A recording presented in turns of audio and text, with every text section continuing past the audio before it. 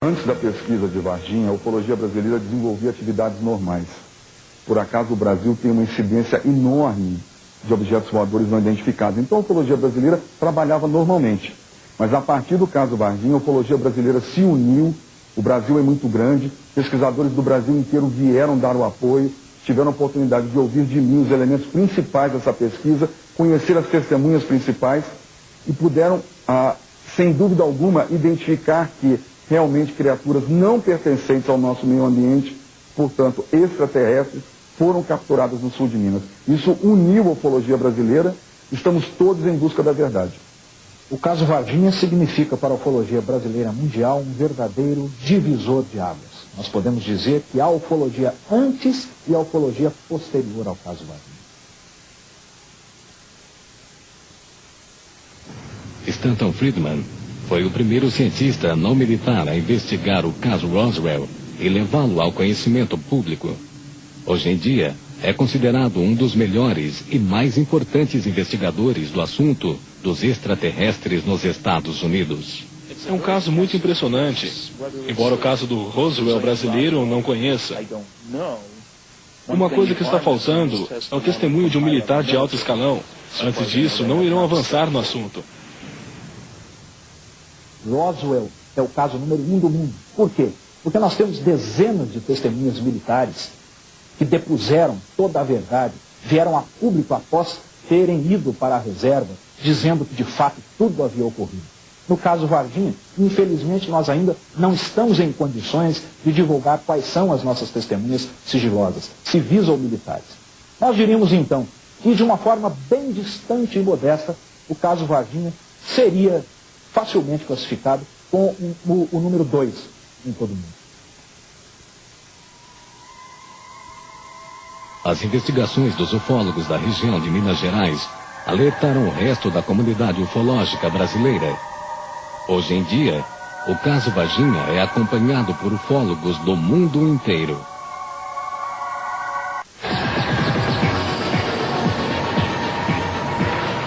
Varginha, o Roswell brasileiro.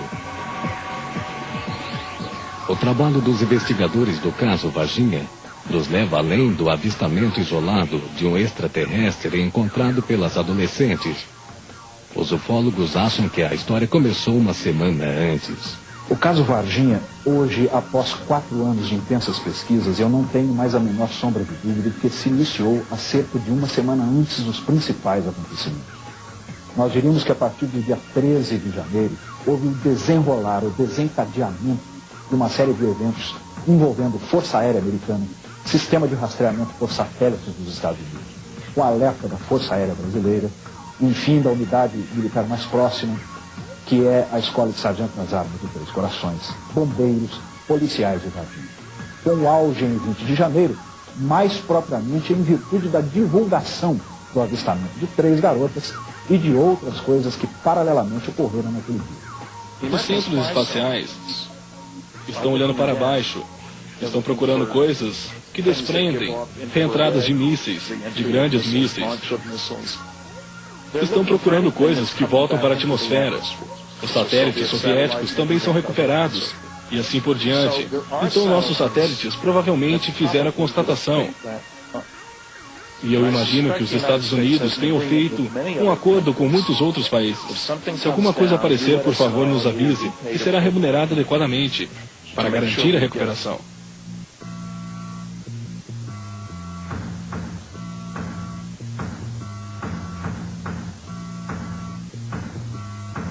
O governo brasileiro foi avisado de uma excessiva movimentação de objetos voadores não identificados nos céus do sul de Minas, com epicentro na região de Varginha, através de um alerta dado pelo sistema de rastreamento por satélites americano, provavelmente com a captação das centrais do NORAD no México.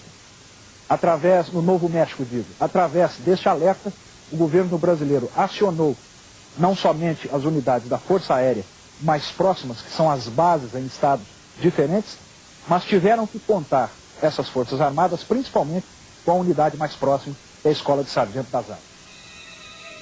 Na madrugada de 20 de janeiro de 1996, um casal de camponeses que mora a 10 quilômetros de Varginha viu um objeto estranho voando perto de sua casa.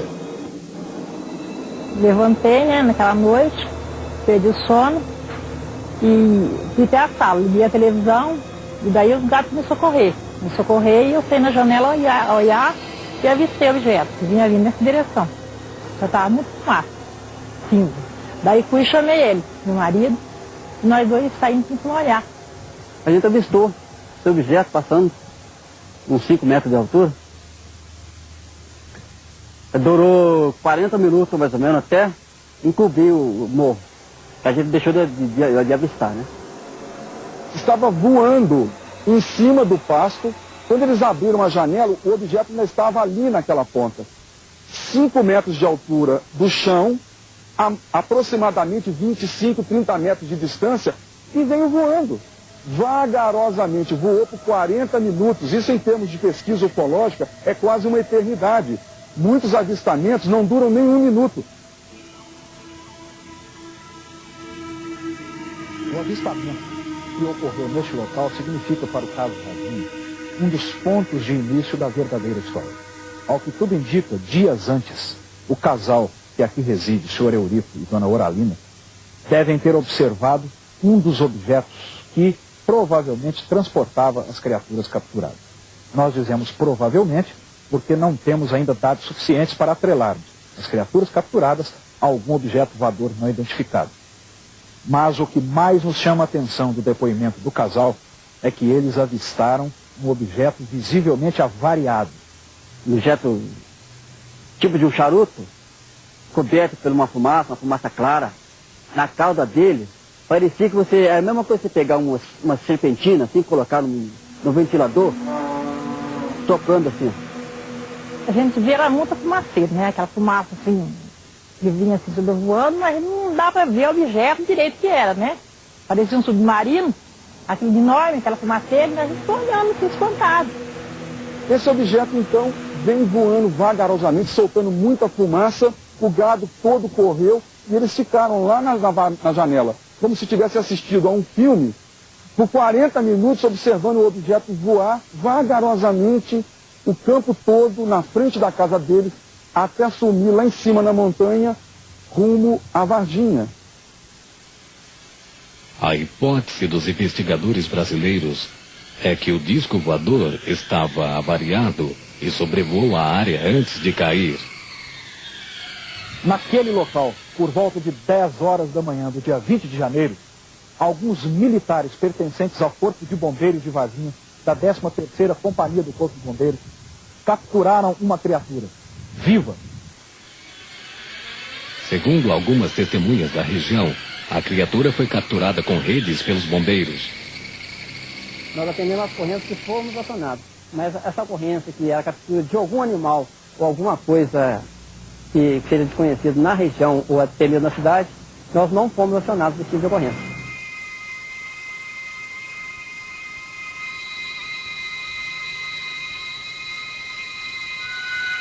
Não vimos a criatura, não a conhecemos, certo? A pessoa que, segundo informações, que teria visto a tal criatura no local, nós nunca tivemos contatos pessoais com essas pessoas, seriam as 3 meninas, né? Ou 2 meninas e a mãe, certo? Eu diria aos senhores que o capitão Alvarenga está faltando com a verdade. Ele é um profissional, está instruído pelos militares da Escola de Sargento das Armas a não falar a verdade. Essa equipe nega que esteve no bairro Jardim Andere, onde essas criaturas foram capturadas no dia 20 de janeiro. Porém, nós temos testemunhas, inclusive aqui de dentro mesmo, que já nos relataram como eles trabalharam, como eles fizeram.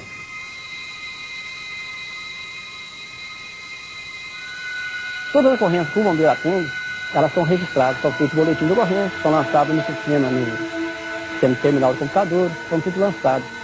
Então, se a criatura tivesse saído para esse atendimento de ocorrência, mesmo que ela não tivesse atendido a ocorrência, ela teria que lançar a ocorrência, fazer um lançamento de empenho de viatura. Porque todo empenho de viatura tem que constar uma ocorrência.